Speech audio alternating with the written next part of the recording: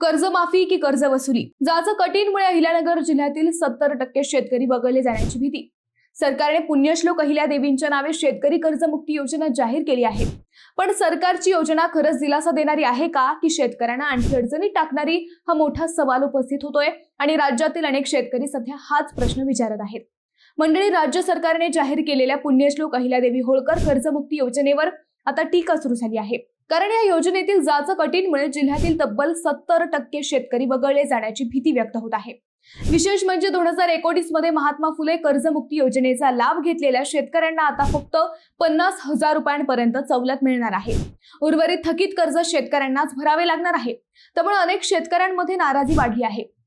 म्हणून श्रीरामपूरचे काँग्रेसचे आमदार हेमंत ओगले यांनीही मुख्यमंत्री देवेंद्र फडणवीस यांना पत्र लिहून जाचक अटी हटवण्याची मागणी केली आहे. त्यांच्या मते या नियमांमुळे 80% शेतकरी अपात्र ठरू शकतात. दरम्यान सेवा संस्था आणि जिल्हा सहकारी बँकांनाही आर्थिक फटका बसण्याची शक्यता व्यक्त होत आहे.